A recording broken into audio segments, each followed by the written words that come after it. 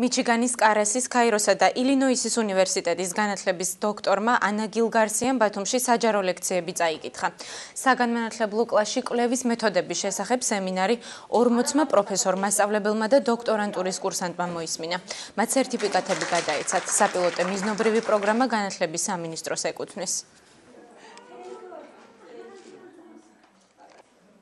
ქალბატონი ანა გილგარსია, რომელიც გვიტარებდა სემინარებს კვლევის მეთოდიკაში, ის გვაცნობდა იმ სიახლეებს და მნიშვნელოვან ფაქტებს, რაც მნიშვნელოვანია ნებისმიერი სტატიის გამოქვეყნების და დაწერის დროს.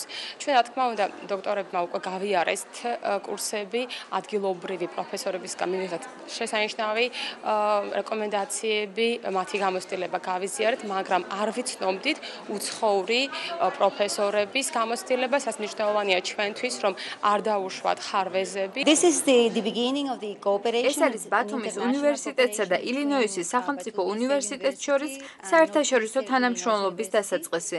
ტრენინგი, რომელიც მე ჩავატარა, ეხებოდა კვლევის მეთოდიკას.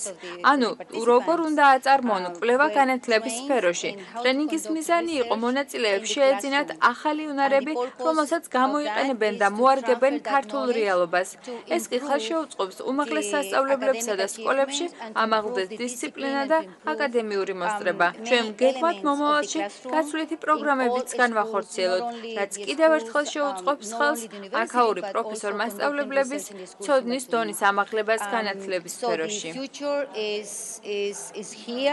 დასრულდა ილინოისის უნივერსიტეტის ტენორ პროფესორის ქალბატონ გილგარსიას ლექციათა თუ ტრეინინგთა, როგორც დავარქვათ, ესე კურსი.